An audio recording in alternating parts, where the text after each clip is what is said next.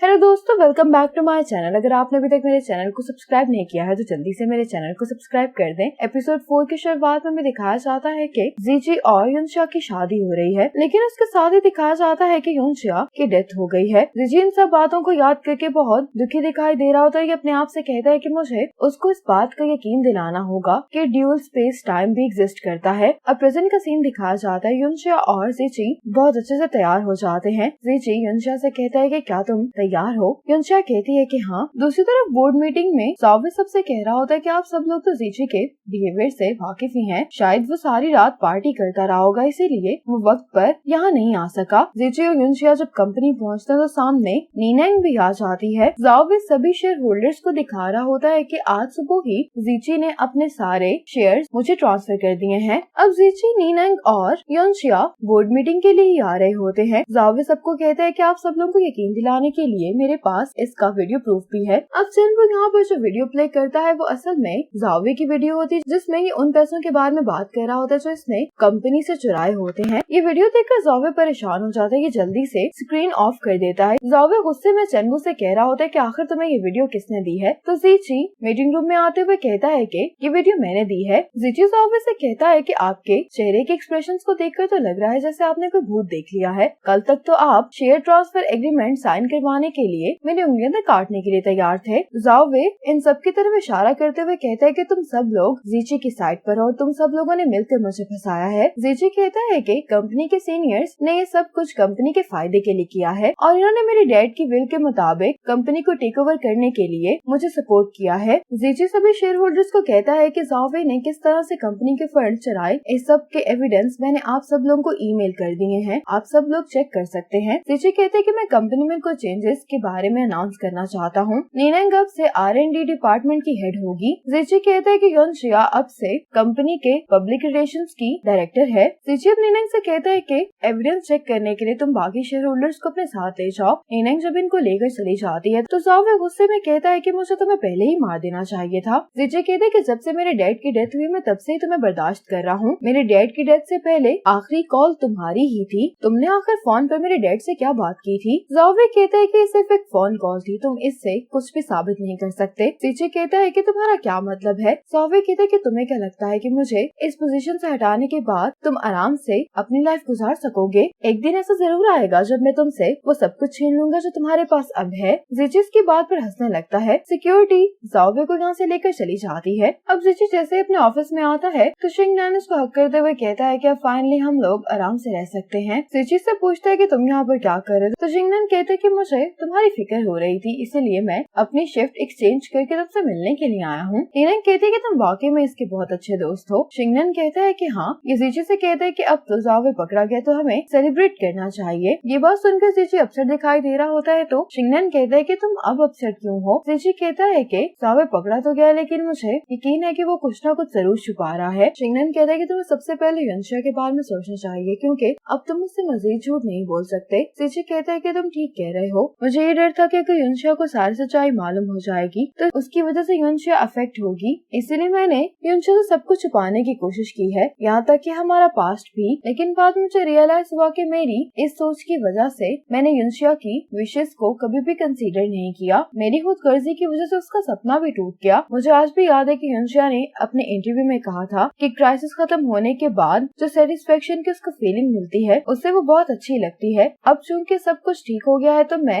जहाँ तक मुमकिन हो सकेगा उसके सपने को पूरा करने की कोशिश करूंगा और आहिस्ता आहिस्ता मैं युनशिया को अपने बारे में भी याद दिलाने की कोशिश करूंगा। अब जीजी को चेनवू की कॉल आती है। शिंगनैन से पूछता है कि क्या हुआ है तो जीजी कहता है कि ज़ावे भाग गया है। जीजी कहता है कि ज़ावे के पीछे भी जरूर कोई है। नीनैंग कहती है कि मैं ज़ावे को जल्द से जल्द ढूंढने की कोशिश करती हूँ। अब जीजी युनशिया से कहता है कि क्या तुम्हें पब्लिक रिलेशंस में काम करना अच्छा नहीं लगता? युनशिया कहती है कि मुझे अच्छा लगता है। जीजी कहता है कि फिर तुम रिजाइन क्यों कर रही हो? युनशिया कहती है कि तुम्हारी वजह से। जीजी हैरान होते हुए कहता है कि मेरी वजह से? युनशिया कहती है कि तुम एक अच्छे इंसान हो लेकिन मुझे जॉब से निकालने की कंपनसेशन के तौर पर मैं किसी डिपार्टमेंट की डायरेक्टर नहीं बनना चाहती। तुमने ये फैसला लेने से पहले मुझसे एक दफा भी नहीं पूछा। बिल्कुल वैसे ही तुमने मुझे प्रोटेक्ट करने के लिए काम से निकाल दिया, जिसकी वजह से मैंने तुम्हें काफी ब्लेम किया है। जीजी कहते हैं कि पास्ट में मेरी वजह से तुम्हें जितना भी सफर करना पड़ा उसके लिए मैं तुमसे सॉरी करना चाहता हूँ। जीजी युनशिया से सॉरी करता है तो युनशिया कहती है कि मैं तुम्हारी सॉरी को एक्सेप्ट करती हूँ हूँ। युनशा जिची से कहती कि पास्ट में जो होना था वो हो गया है, इसीलिए अब हम पास्ट के बारे में बात नहीं करेंगे। ये कहकर युनशा जब यहाँ से जाने लगती है तो जिची इसको बता देता है कि सावे भाग गया, इसीलिए तुम्हें केयरफुल रहना होगा। युनशा जब वापस घर पर आती है तो मैडम सन अपनी शॉप के बाहर